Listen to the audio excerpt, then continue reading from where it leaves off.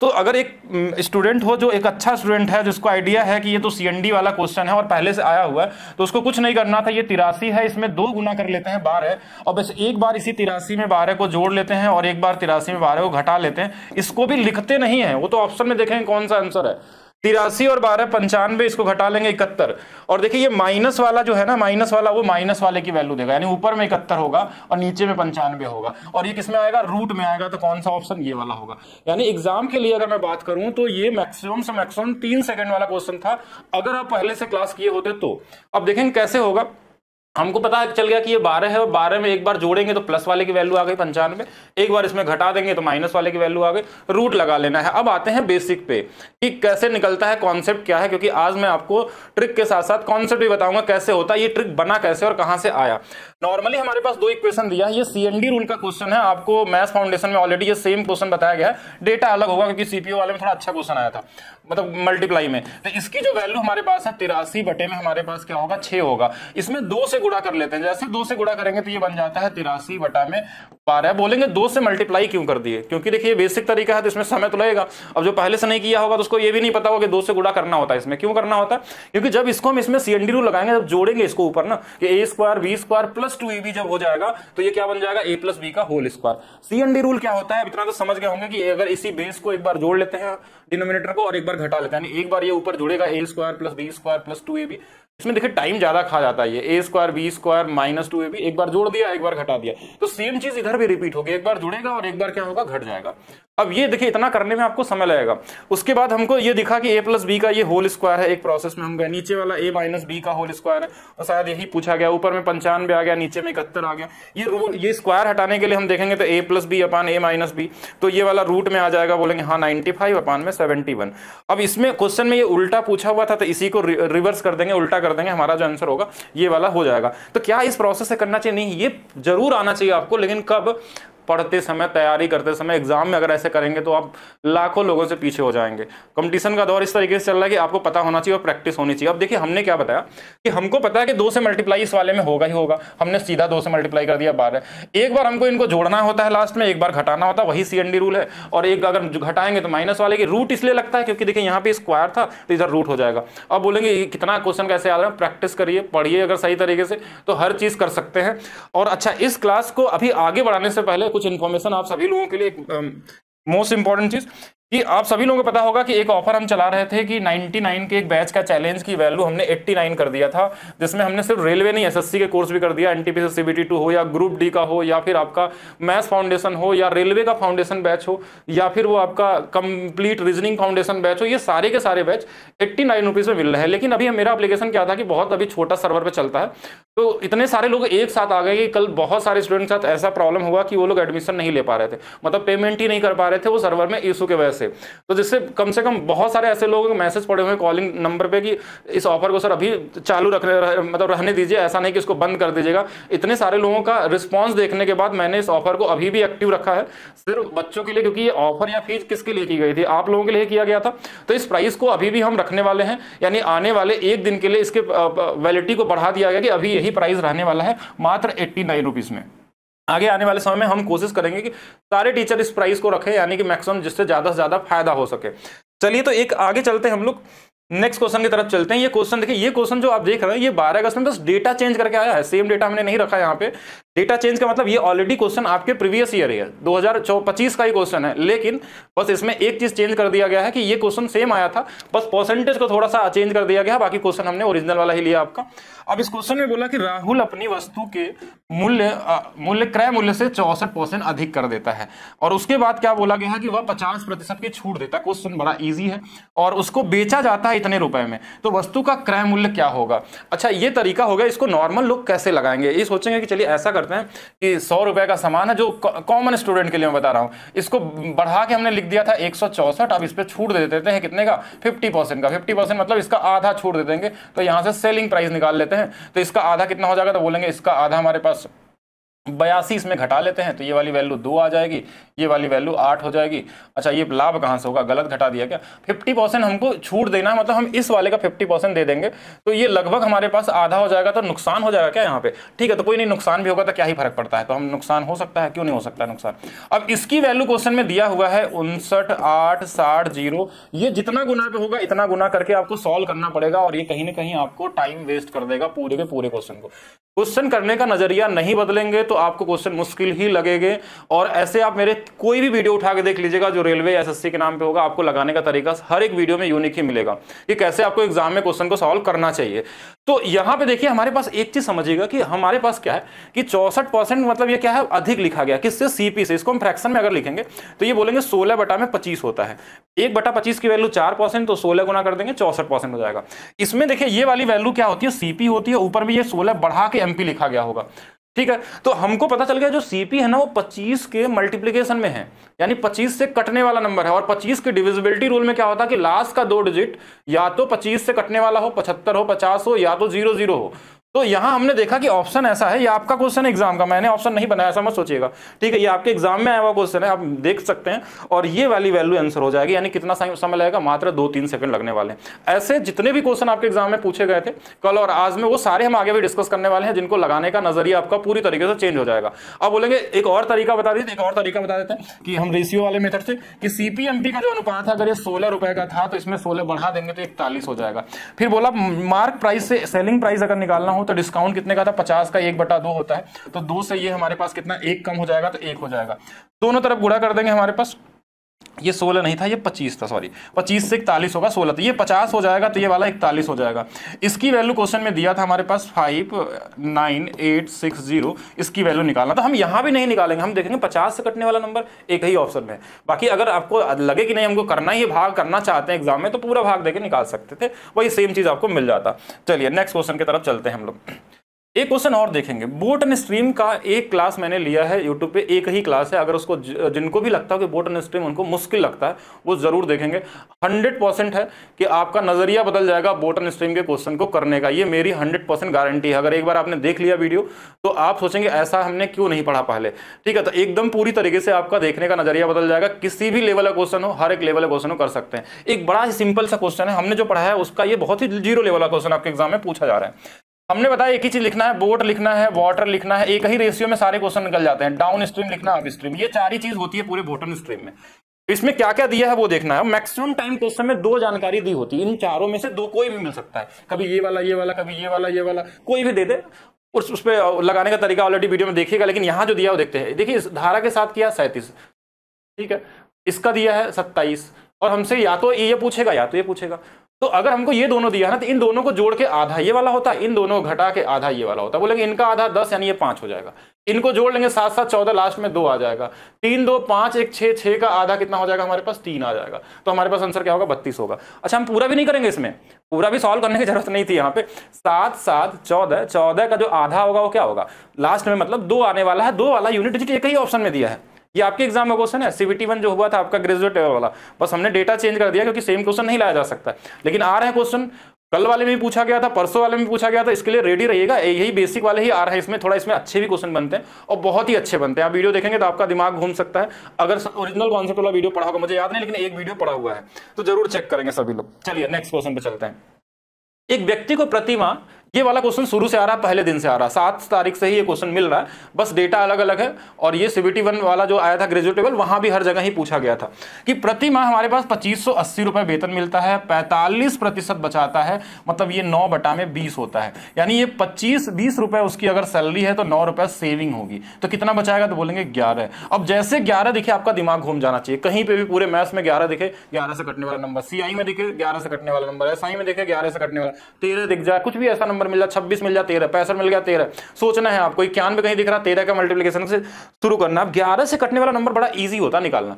हम चाहे तो यहां से हमको पता है किसकी वैल्यू दिया है, बहुत बड़ा कैलकुलेशन नहीं है, आप नॉर्मली भी कर सकते हैं इसको कि हाँ चलिए 2 से काट लेंगे, 129 हो जाएगा। इसमें भी 129 से गुणा कर लेंगे, छोटा ही क्वेश्चन, 0 इधर लगा दिया, 0 ये 9 आ जाएगा, 9 2 11 हो जाएगा, 2 और 1 3, 3 1 4 हो जाएगा, और 1 हमारे पास 1 हो जाएगा। अब ये वैल्यू तो आगे वैसे भी अगर 11 का गुणा करने आता तो भी इजी कर सकते हैं, लेकिन अगर हमको 11 यहां दिख गया तो हम ये सब भी नहीं करना चाहिए मेरे मेरे हिसाब से तो आपको 11 की डिविजिबिलिटी देखनी है, जैसे 5 4 9 और इधर से 6, अंतर 0 नहीं है, तो 9 3 12, 9 1 10 नहीं होने वाला है, 7 5 12 और 2 10 का अंतर है, देखिए 9 4 13 और 2 का अंतर 11 आ जाएगा और ये कट जाएगा, और यही तो आंसर आया था हमारे पास। तो यूज करेंगे, हमारा यहां दिखाने का मतलब नहीं कि क्वेश्चन, ये तो क्वेश्चन वैसे ही इजी है, कॉमन है, कॉमन सेंस से भी निकाल सकते थे कि 100% की वैल्यू दिया है, हमको 55 की वैल्यू निकालनी थी, वैसे किसी भी तरीके सोच लीजिए। चलिए नेक्स्ट देखते हैं। जनशक्ति की कमी के कारण एक कारखाने में उत्पादन 20% कम हो जाता है और मूल उत्पादन को बहाल करने के लिए कार्य में प्रतिशत वृद्धि कितनी करनी चाहिए। देखिए एक कॉमन सा एक क्वेश्चन, पूरे परसेंटेज में बड़ा फेवरेट क्वेश्चन है, ऐसे क्वेश्चनों को एग्जाम में 1 सेकंड में लगाया जाता है अगर आप पहले से पढ़े हैं तो। अगर आप मेरी वीडियो देखेंगे परसेंटेज ट्रिक वाली, तो वहां किसी न किसी एक वीडियो में आपको ये चीज बताया गया होगा कि 20 से कम मतलब आंसर 25 आएगा, बस इतना ही करना था। अगर बोलता कि 25 से कम तो आंसर 33.33 आएगा, अगर 33.33 से कम है तो 50 आएगा, 50 से कम है तो 100 आएगा, 100 से कम होगा तो 300 आ जाएगा। अगर बोला 16 से 2/3 से कम है तो 20 आंसर आएगा, 14.28 से कम है तो 16 से 2/3 आ जाएगा आंसर, 12.5 से कम है 14.28 आ जाएगा, 10 से कम है 11.11 आंसर आएगा। बोलेंगे हम इतना जल्दी कैसे बता पा रहे हैं, आपको भी आना चाहिए। अगर उस रेडार में दिया है तो रेडार का मतलब कौन सा, हमको पता है कि ये याद करिए होंगे, अगर परसेंटेज पढ़ेंगे 1 की वैल्यू ये होती है, 1/2 की वैल्यू 50% होती है, 1/3 की वैल्यू 33.33 होती है, ऐसे फिर 25%, फिर 20%, फिर हमारे पास 16 सही 2/3 होता है, फिर इसके नीचे और भी जा सकते हैं। इसको अगर आपने याद किया 1/2, 1/3, 1/4, 1/5, ऐसे जहां तक अगर आपको याद है, इस सीरीज में अगर पूछ ले, जैसे बोला कि 20% से कम ही किया गया है तो आंसर इसके ऊपर वाला, अगर बोला 25% से कम ही किया गया तो आंसर इसके ऊपर वाला, अगर इससे कम किया गया तो आंसर इसके ऊपर वाला हो जाएगा। बोलेंगे हाँ ठीक है यहां तक तो, लेकिन बोला कि अगर उल्टा दे दिया यहाँ पे, अगर बोला ये कमी ना करके अगर अधिक वाला दे दिया हमारे शिफ्ट में तो क्या करेंगे, अगर अधिक हो गया है तो कम का पूछेगा, तो उल्टा आ जाइए। अगर 50 से अधिक है तो आंसर क्या आएगा 33.33, उसके नीचे वाला आंसर। अगर 25 से हमारे पास अधिक है तो आंसर क्या आएगा, उसके नीचे वाला आंसर।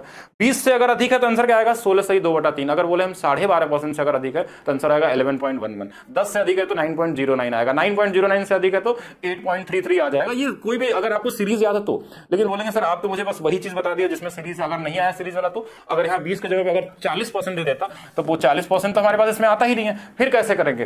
तो कोई भी चीज दे दे तो एक चीज याद रखेंगे, n/d से अगर कोई चीज बढ़ता है तो घटेगा हमेशा n+n/d से। अब इसकी वैल्यू 2/5 होती है, अगर ये बढ़ने वाला देता कि 2/5 से अगर बढ़ा है तो इसमें 2 ऊपर है और n और d को जोड़ लीजिए 2/7, बस यही आंसर आ गया 28 कितना आ जाएगा 14, 28, 56, यानी ये वाली वैल्यू आ जाएगा आंसर में।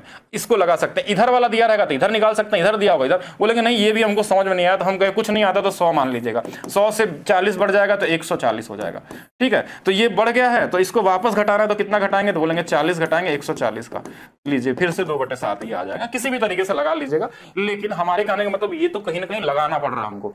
लेकिन अगर इस सीरीज में आ रहा है तो बिना कुछ किए अगर 2-3 सेकंड के अंदर नहीं लगा रहे हैं तो आप कहीं ना कहीं पीछे हैं दूसरे से। अगर इस सीरीज में आया तो सीधा होना चाहिए, इसके लिए परसेंटेज जरूर देखिएगा आप लोग। चलिए नेक्स्ट क्वेश्चन देखते हैं। यदि ब्याज अर्धवार्षिक रूप से 18% चक्रवृद्धि ब्याज पे संयोजित की जाती है और 60,000 की राशि, देखिए बड़ा नंबर इजी दिया है तो क्वेश्चन इजी है, वैसे ये आपका CBT 1 वाला है। अब इस क्वेश्चन में एक चीज समझिएगा, इस पे क्वेश्चन पूछा गया था इसलिए आपको दिया गया है यहाँ पे 18% मतलब अर्धवार्षिक का मतलब रेट 9% हो गया। अब 9% का मतलब आपके माइंड में सीधा दिखना चाहिए, 9 का डबल 18, 9 का स्क्वायर 81, 2 अंकों पे 10 इतना परसेंट निकालना है, 60,000 का आंसर हो चुका है आपका। 2 जीरो से ये 2 परसेंटेज कट जाएंगे, 2 जीरो से ये दशमलव घट जाएगा, 888, ये CI आ जाएगा। क्या CI ही पूछा गया है?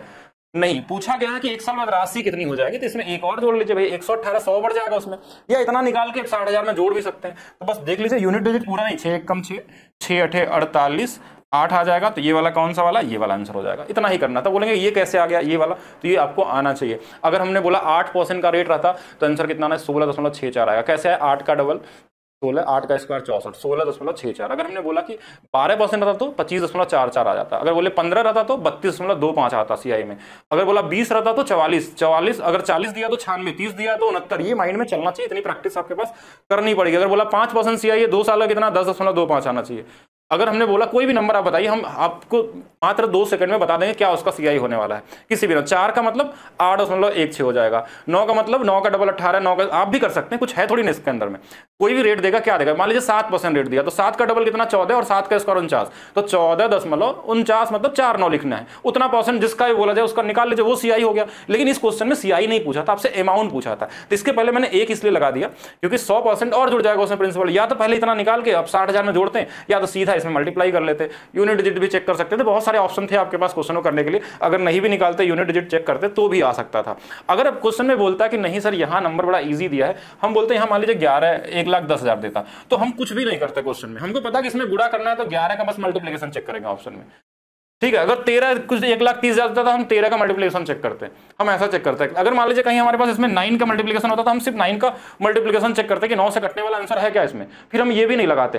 तो हर जगह जैसा क्वेश्चन देखना वैसा आपका तरीका बदल जाना चाहिए क्वेश्चन लगाते समय, तभी आप दूसरे से आगे निकल पाएंगे। और ये टेक्निक सारी वीडियो पड़ी हुई है, अगर आप देखे होते पुराने वीडियो, जो लोग भी देखे होंगे, हमारे पास जहां तक पता कि CBT 1 में जो अभी ग्रेजुएट लेवल वाला हुआ था, वहां मेरे पास कम से कम 100 से ज्यादा ऐसे स्टूडेंट हैं जो कि पूरे के पूरे मार्क्स ला रहे हैं, और मेरे पास तो उनके आंसर की भी है, जब आएगा पूरा मार्क्स तो हम दिखाएंगे भी आप लोगों को। और एक चीज और मैं बताना चाहता हूं कि एक ऐसा मेरा स्टूडेंट है जो रैंक 1 भी लाया था अभी टेक्नीशियन वाले एग्जाम में। रैंक 1 मतलब सबसे ज्यादा 100% स्कोर, मतलब उसने 100% पूरा स्कोर किया। वो अब GS और रीजनिंग में कैसे किया था मुझे नहीं पता, उसकी मेहनत उसमें ज्यादा रही, लेकिन मैथ्स में उसने पूरे मार्क्स लाए थे, ठीक है। चलिए एक और चलते हैं आगे क्वेश्चन में। अलजेब्रा के कुछ क्वेश्चन ये ऑलरेडी पूछे गए थे पहले भी, और ऐसा क्वेश्चन ये कहां से आया क्वेश्चन, तो TCS कहां से क्वेश्चन उठाता है, बोलेंगे ये क्वेश्चन उठाते हैं कहां से, CHSL से, CPO से, ICR से। तो ऐसे ये TCS क्वेश्चन वही क्वेश्चन उठा के रेलवे में दे रहा है इस बार, पूरा यही टारगेट इनका है। और ऐसे क्वेश्चन ऑलरेडी क्लास में कराए जा चुके हैं आप लोगों को। अब ऐसे क्वेश्चनों को एग्जाम में एक मासूम स्टूडेंट क्या करेगा कि स्क्वायर करेगा, या तो फिर सोचेगा कि एक फार्मूला हमको याद है ये वाला कि A + B का होल स्क्वायर होता है और प्लस में A - B का होल स्क्वायर होता है। तो इसको हम करते हैं क्या है, हम बोलते हैं ये तो 2A² + B स्क्वायर होता है। अब इससे लगाने के बाद ये सब सॉल्व करने जाएगा तो टाइम वेस्ट कर देगा। ये आना चाहिए आपको, इसके लेवल को भी पढ़ाया जाता है किस तरीके से इसके फार्मूले का होता है, इस पे और क्या क्वेश्चन बनते हैं, सारा कुछ सीखना आपको।